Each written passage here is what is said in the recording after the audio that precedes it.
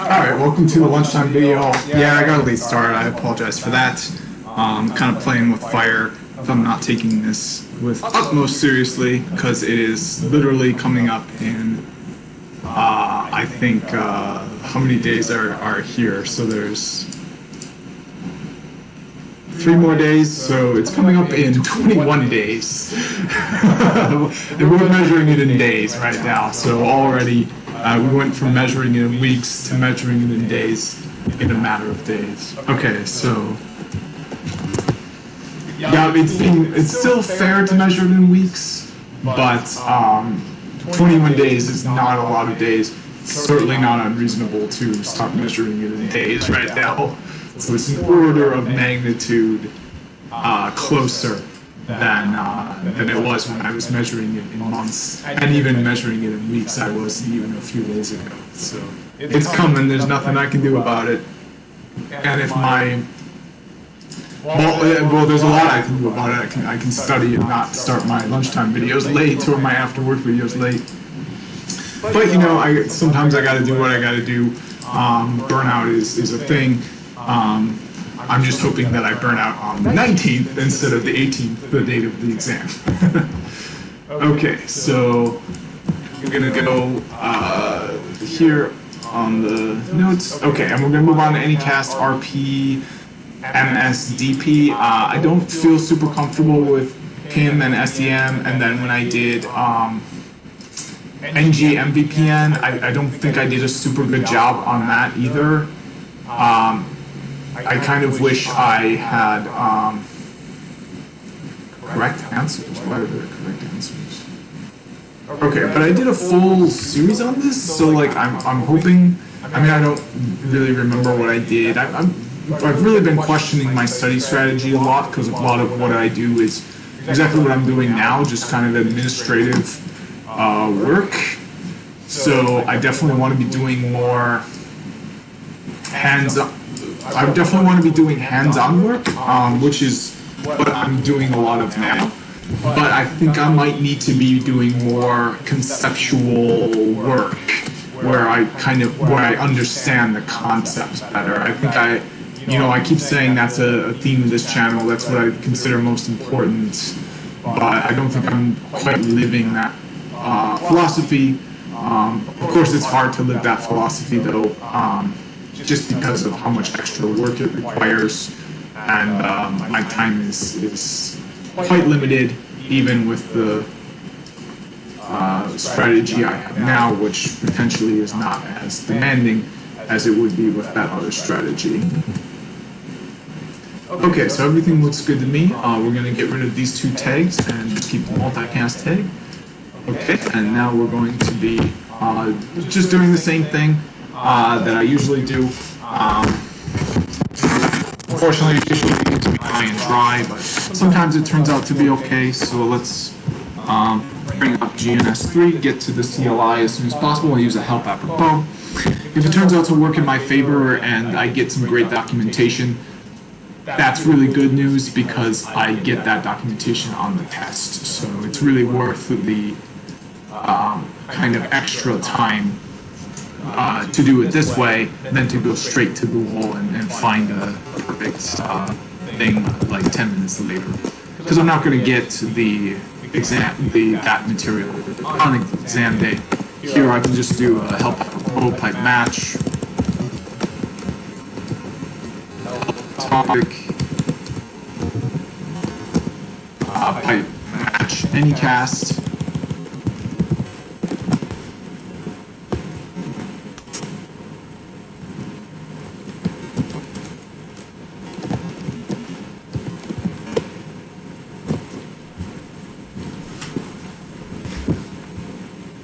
Okay, so, haha, Anycast RP-MSDP, perfect.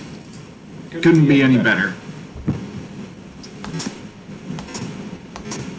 Oops, let's make it a little bit cleaner. There was, yeah, if I scroll up, there would have been some extra text up there. Okay. So, configuring the RP router with MSDP.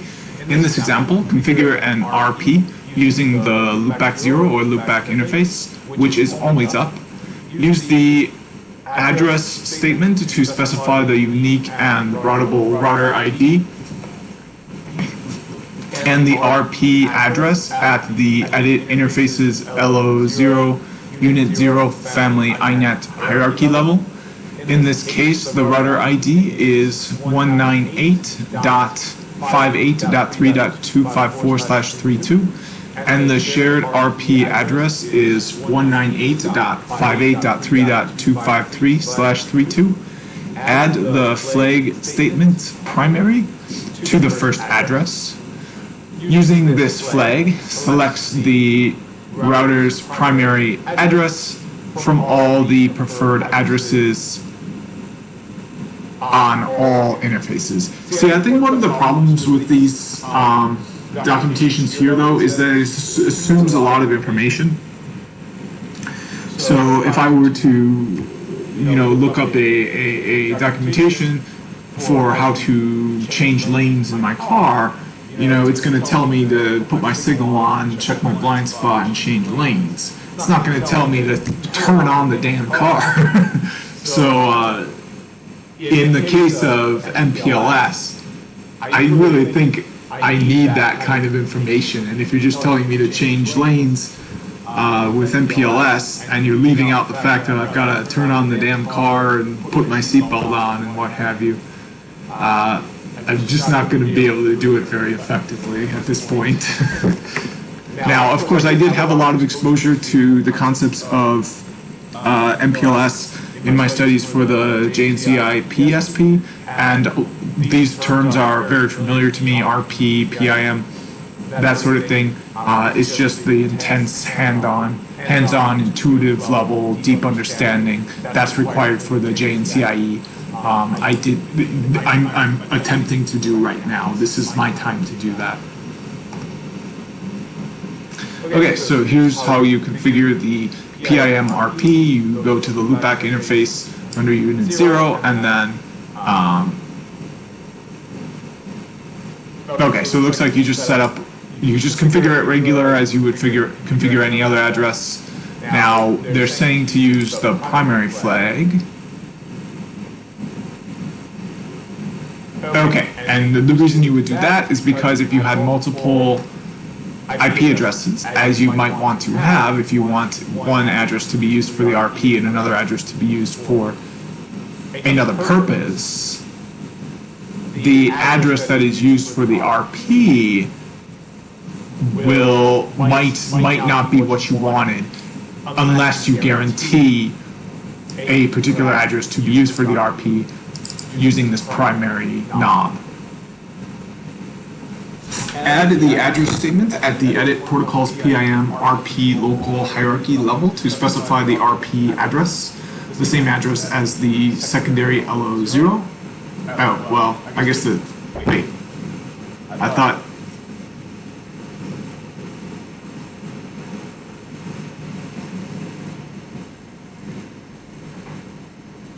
oh,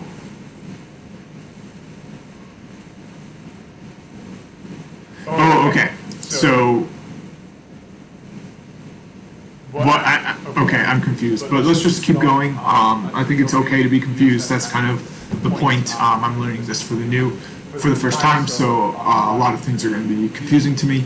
Hopefully, I'll feel more confident on them before test day, but as I said before, this seems to be a really dense topic. It almost seems impossible for me to learn every aspect of multicast, and I kind of question how big of a place it has at the table on the test. It's just one of the 8 other topics on the curriculum. For all interfaces, use the mode statement to set the mode to sparse and the version statement to specify PIM version 2 at the edit protocols PIM RP local interface all hierarchy level. When configuring all interfaces, exclude the FXP 0.0 management interface by adding the disable statement for that interface. So, yep, protocols, PIM, RP, we've got the local.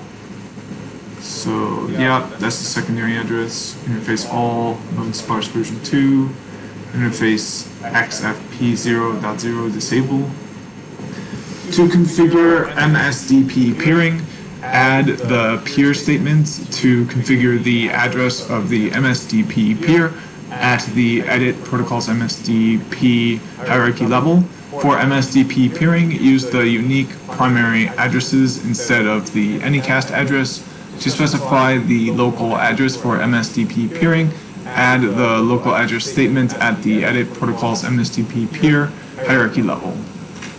So edit protocols, MSDP, peer. Okay, so this is how we configure MSDP peering.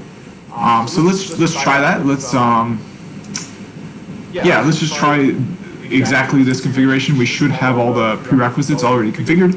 And let's see if we can get an MSDP peer without going to Google and using a resource that I won't have on the test. Let's try peering R3 to R4.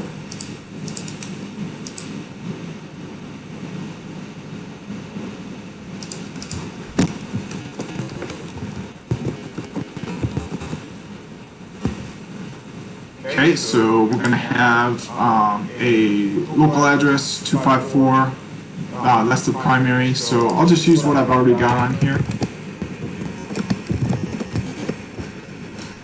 So I've got 172.26.0.3, so we'll use that as the local address, and then the peer will be, I'm guessing .4, but I might as well check it. If it's not 4, it's a mistake, but if there's a mistake, I want to catch the mistake. So it looks like it's .6, which does seem like a mistake to me. That could be why things weren't working. I was wondering why things weren't working. That could be a good reason why they're not working. Let's see what's configured on .6, and if it's a duplicate, we'll change it to .4.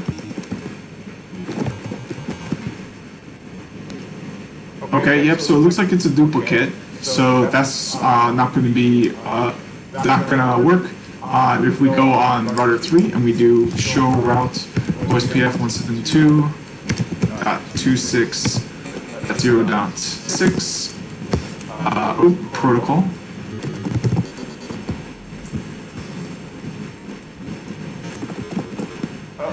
We should have I think a hidden route. No, okay. Okay, well, no, it's not going to make it into the routing table. Only one of them is going to make it into the routing table. But I think if I look at the OSPF database, we should have more than one route. Yeah, show OSPF route. And then can I specify a route? I can, okay, so.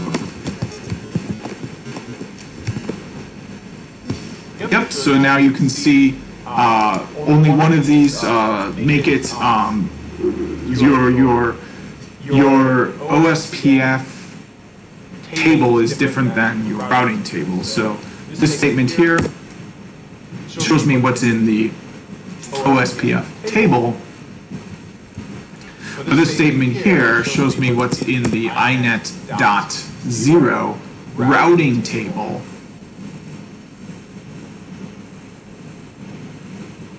As long as it was put there by the OSPF protocol going through the routes in its own table and picking out the best one for the inet.0 table.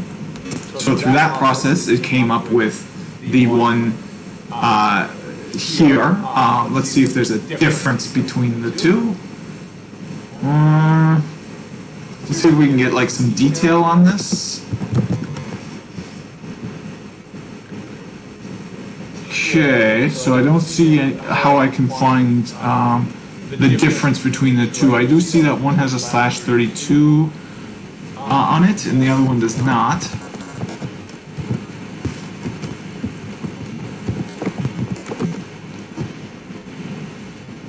Oops, so that's route protocol.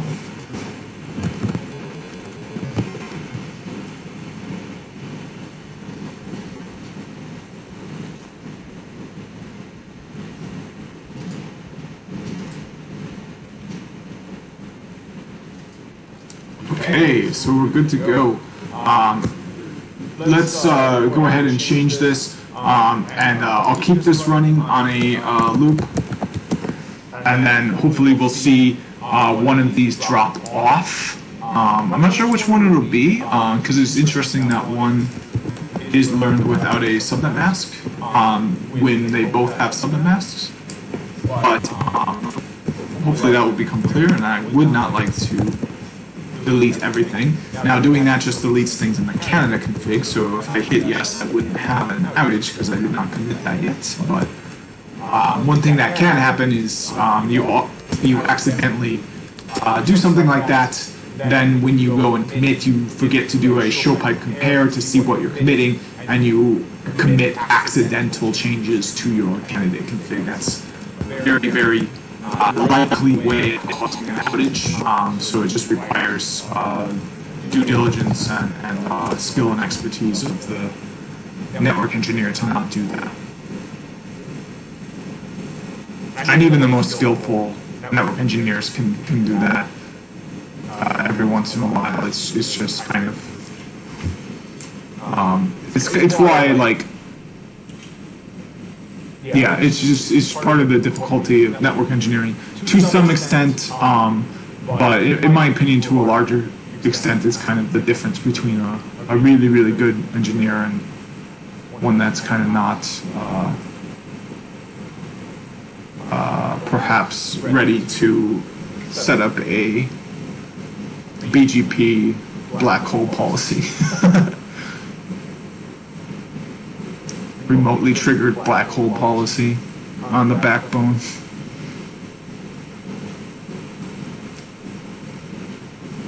And of course there's a difference between technicians and architects. Like an architect might not be super confident on the command line, but would know exactly how to configure a remotely triggered black hole.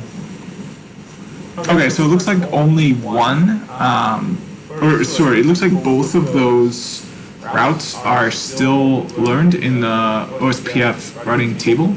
So I'm thinking maybe it just needs to be cleared. So let's clear the OSPF neighbors.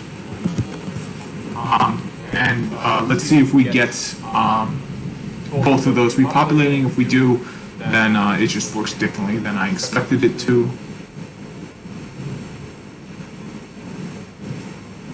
Okay, so it works differently than I expected it to. That's okay on some level. Let's move on and try to establish that MDP neighborship.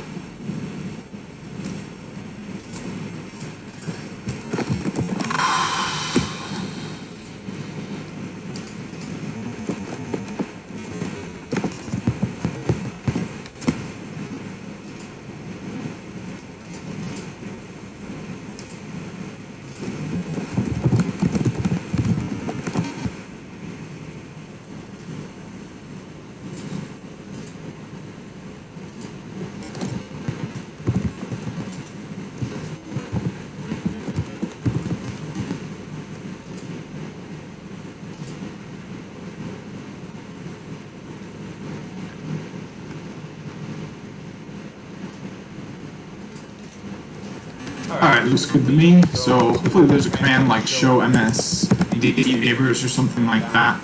If there's not, then I'm not sure how I can even confirm this. But I mean, there's got to be a command like that, right?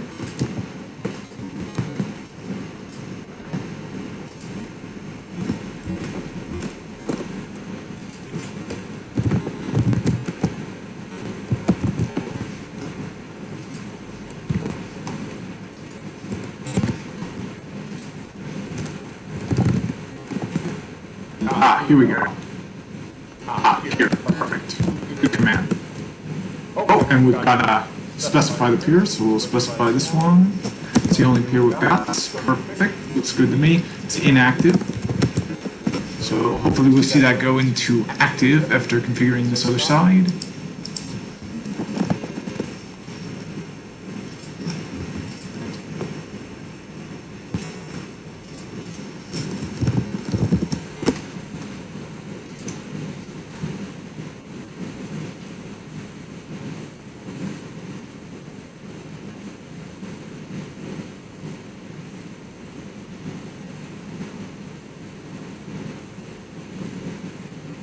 Perfect. So established is all. So it dropped back down into inactive after it went into established for 2 seconds. Not sure why it did that. It's very strange. Connecting.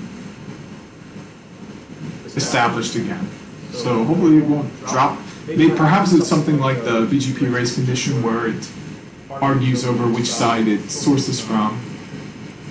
I guess I kind of wish I had a packet capture on that, but I can always clear it out and just capture it again. You know what? Let's just do that because packet captures are always fun. So fun is fun. Okay, so we'll do a rollback 1.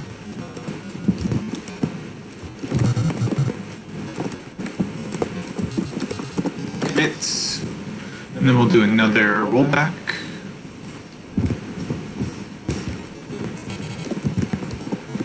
Okay, and then hopefully we'll get the traffic we're looking for here.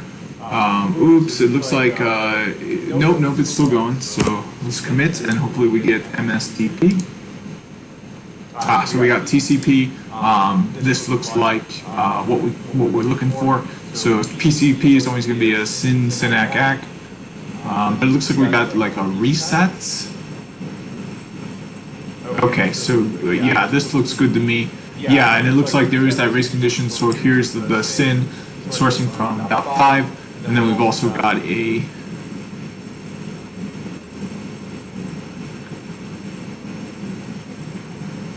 oh, actually this looks like a disconnect here. Okay, here we have a SYN sourcing from .3, SYN/ACK ACK. So we've got something establishing. Huh, that's interesting. Yeah, I don't know what this is. I mean, it's MSDP, right? What else would it be? Seems like MSDP to me.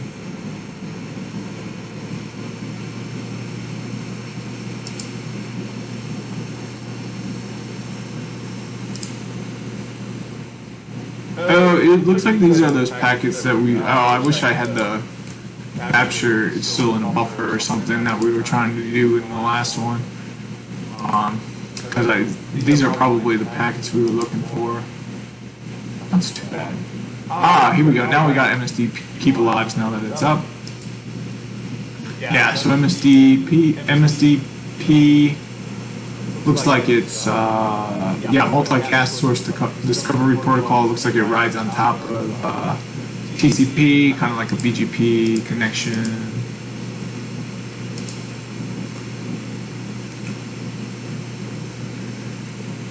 Yeah.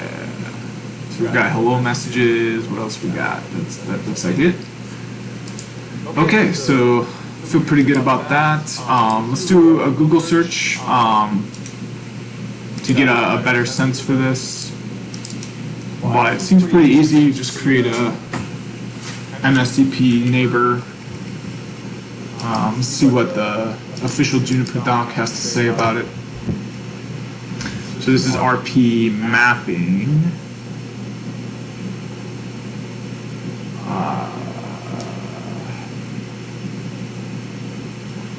Okay, configuring PIM Anycast with or without MSDP. We're going to be focusing on doing it with MSDP, so let's see if there's...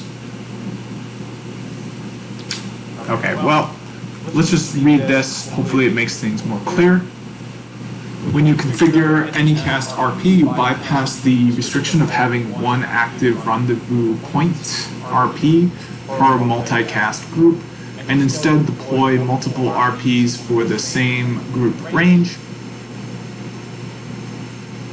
The RP routers share one unicast IP address. Sources from one RP are known to other RPs that use the multicast source discovery protocol, MSDP. Sources and receivers use the closest RP as determined by the interior gateway protocol, IGP. You can use Anycast RP within a domain to provide redundancy and RP load sharing. When an RP stops operating, sources and receivers are taken to a new RP by means of unicast routing. You can configure Anycast RP to use PIM and MSDP for IPv4, or PIM alone for IPv4 and IPv6 scenarios. Both are discussed in this section. We recommend a static RP mapping with Anycast RP over a bootstrap router and auto RP configuration because it provides all the benefits of a bootstrap router and auto RP without the complexity of the BSR and auto RP mechanisms.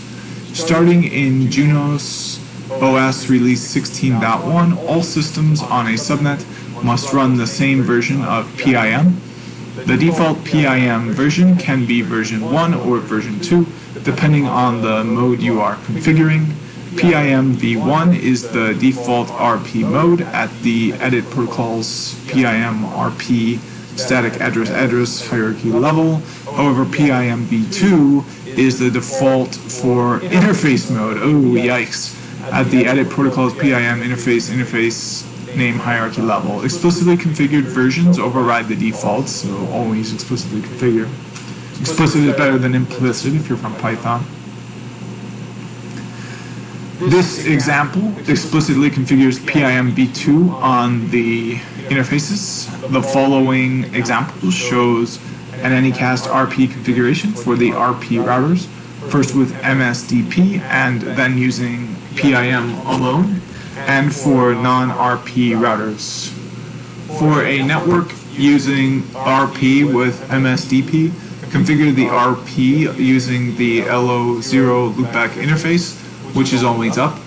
Include the address statement and specify the unique and routable router ID and the RP address at the edit interfaces LO0 unit 0 family INET hierarchy level.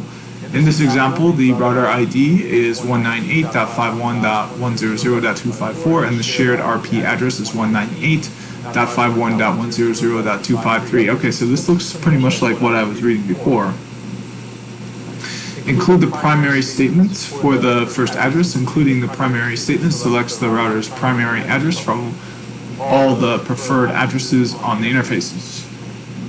Specify the RP address. Include the address statement at the edit protocols PIM RP local hierarchy level, the same address as the secondary LO interface.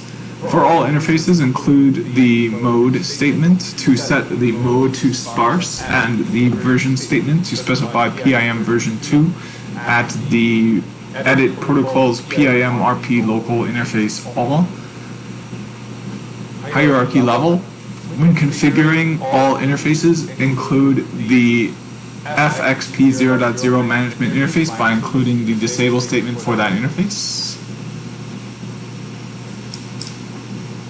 Configure MSDP peering. Include the peer statement to configure the address of the MSDP peer at the edit protocols MSDP hierarchy level. For MSDP peering, use the unique primary addresses instead of the Anycast address. To specify the local address for MSDP peering, include the local address statement at the edit protocols MSDP peer hierarchy level. Note, if you need to configure a PIM RP for both IPv4 and IPv6 scenarios, perform step 4 and step 5, otherwise go to step 6. Configure an RP using the LO loopback interface, which is always up. Include the address statement to specify the unique and routable router address and the RP address at the edit interfaces LO0 unit 0 family INET hierarchy level.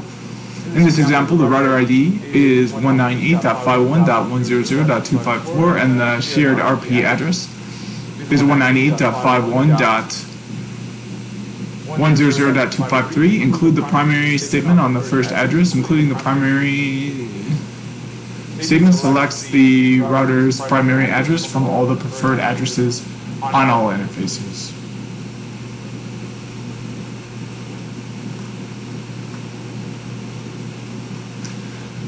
Alright, so it looks like they go into more detail than the documentation I found. Here they have a step 5. Include the address statement at the edit protocols PIM RP local hierarchy level to specify the RP address, the same address as the secondary LO interface. For all interfaces, include the mode statement to set the mode to sparse and the version statement to specify PIM version 2 at the edit protocols PIM RP local interface all hierarchy level.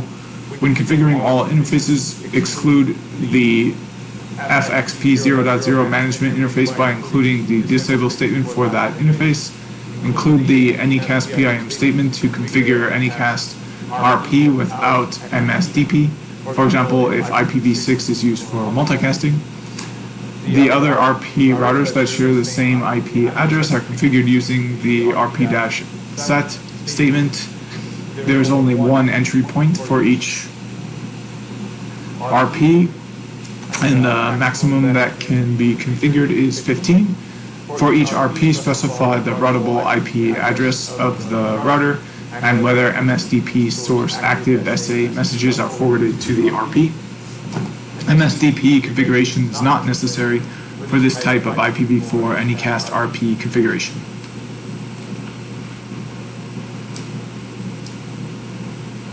Okay, it's not necessary for this type. We want it where it is necessary.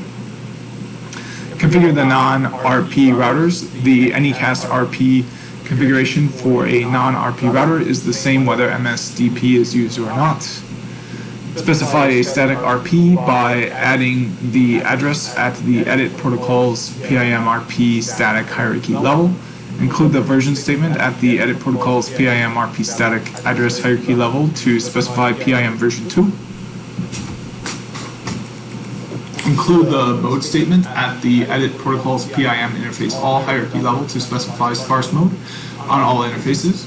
Then include the version statement at the edit protocols PIM RP interface all mode to configure all interfaces for PIM version 2. When configuring all interfaces, include the FXP 0.0 management interface by including the disable statement for that interface.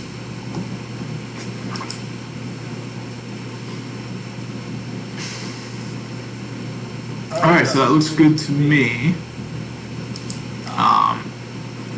I guess, oh, I see. So Anycast RP is defined here. So let's read this first part here. Understanding RP mapping with Anycast RP. Having a single active rendezvous point, RP, per multicast group is much the same as having a single service providing any, a single server providing any service. All traffic converges on this single point, although other servers are sitting idle, and convergence is slow when the resource fails. In multicast specifically, there might be closer RPs on the shared tree, so the use of a single RP is suboptimal. For the purposes of load balancing and redundancy, you can configure Anycast RP. You can use Anycast RP within a domain to provide redundancy and RP load sharing. When an RP fails, sources and receivers are taken to a new RP by means of unicast routing. When you configure Anycast RP, you bypass the restriction of having one active RP per multicast group, and instead deploy multiple RPs for the same group range. The RP routers share one unicast IP address. Sources from one RP are known to other RPs that use the Multicast Source Discovery Protocol, MSDP. Sources and receivers use the closest RP as determined by the Interior Gateway Protocol, IGP. Anycast means that multiple rendezvous point routers share the same unicast Internet Protocol address. Anycast addresses are advertised by the routing protocols. Packets sent to the Anycast address are sent to the nearest RP with this address. Anycast addressing is a generic concept and is used in protocol-independent multicast sparse mode to add load balancing and service reliability to RPs.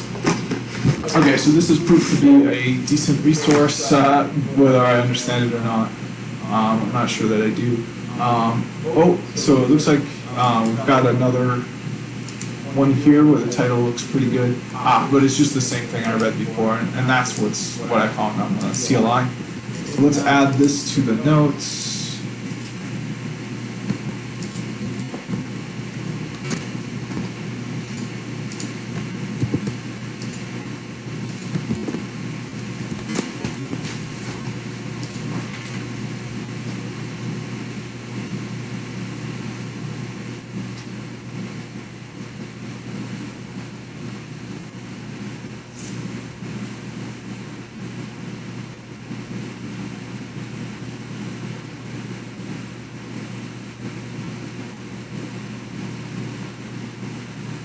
Okay, yeah, this looks really good.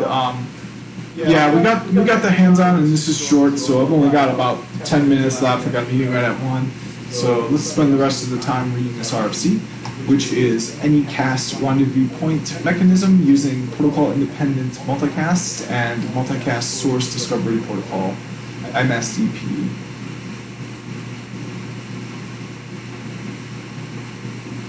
So this document describes a mechanism to allow for an arbitrary number of rendezvous points per group in a single shared tree protocol-independent multicast sparse mode, PIMSM, perfect. This is what the last topic was about, domain. Now, we did also have a topic on PIMSSM, so I'm not sure how that fits in here. Is that an alternative to SM? Unfortunately, I kind of don't feel super prepared or confident in multicast yet.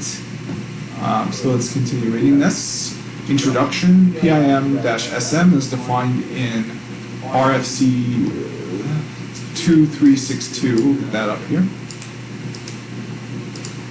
Allows for only a single active RP per group, and as such, the decision of optimal RP placement can become problematic for a multi-regional network deploying PIM-SM. Anycast RP relaxes an important constraint in PIM-SM, namely that there can be only one group to RP mapping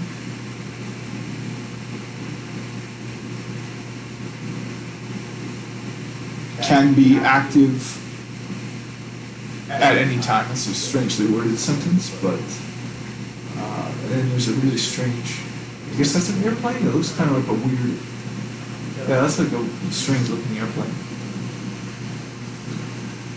The single mapping property has multiple implications, including traffic concentration, lack of scalable register decapsulation when using the shared tree, slow convergence when an active RP fails, possible suboptimal forwarding of multicast packets, and distant RP dependencies. These properties of PIM-SM have been demonstrated in native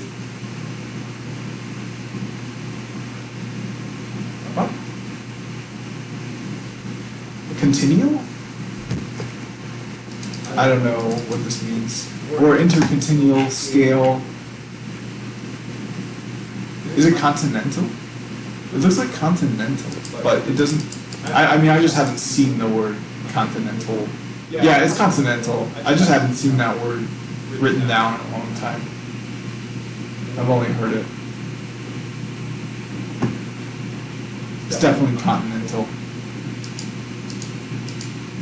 Or intercontinental scale multicast deployments.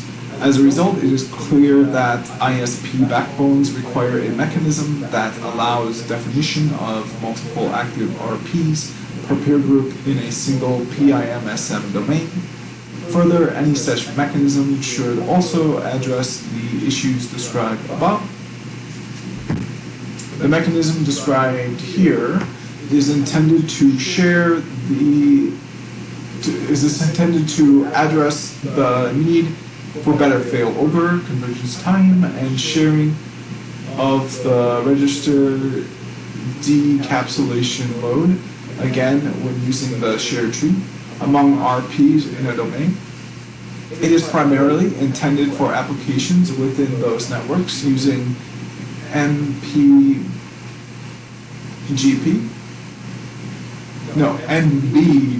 multicast source. For those using MBGP, I guess I'm used to seeing it written as MPBGP, so it's kind of throwing me off because I'm expecting it to be MPBGP, but it looks like it's MBGP, which I'm not sure if they mean MPBGP with MBGP, but let's just continue on. Multicast Source Discovery Protocol, MSDP, and PIM-SM protocols for native multicast deployment, although it is not limited to those protocols.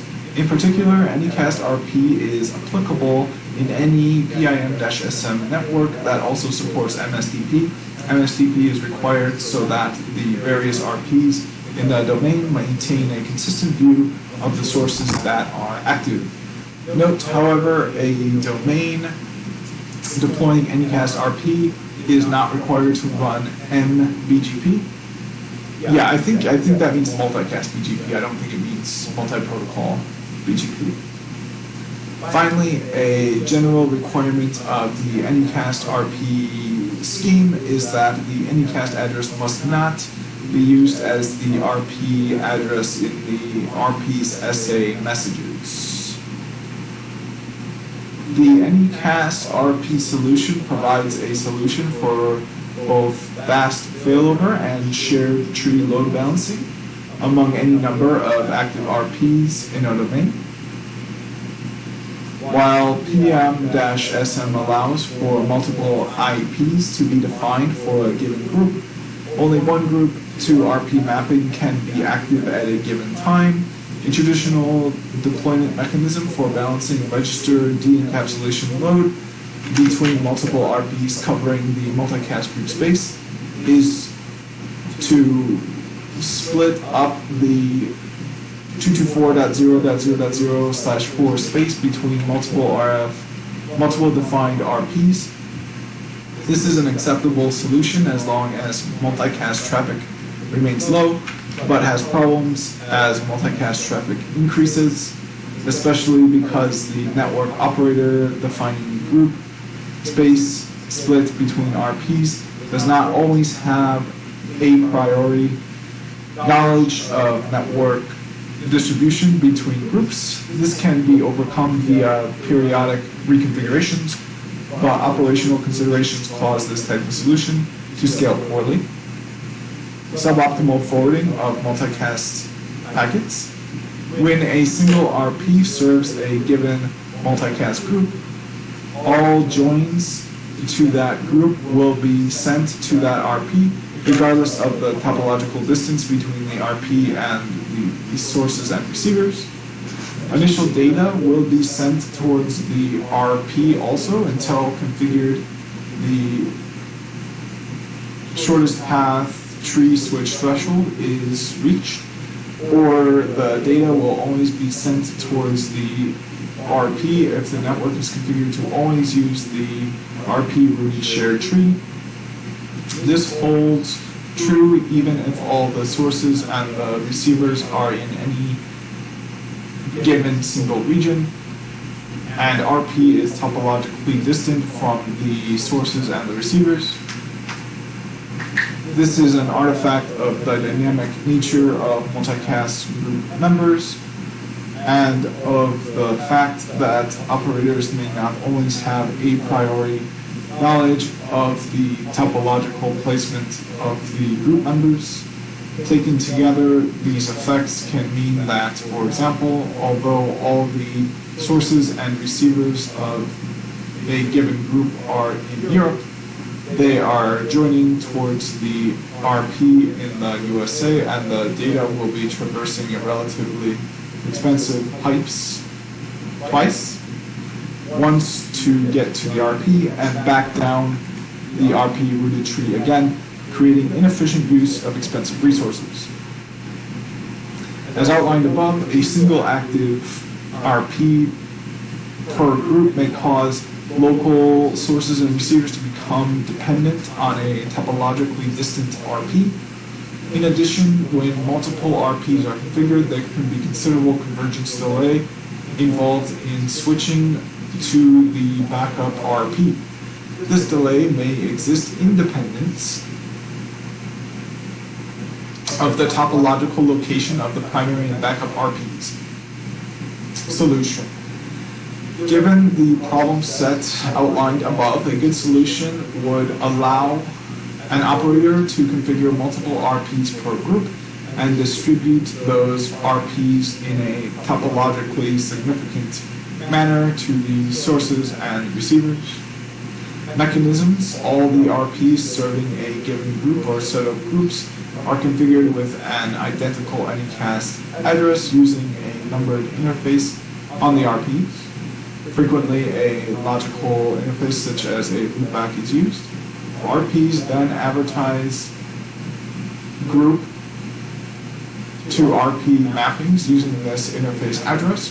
This will cause group members, senders, to join, register towards the topologically closest RP. RPs MSDP peer with each other using an address unique to each RP.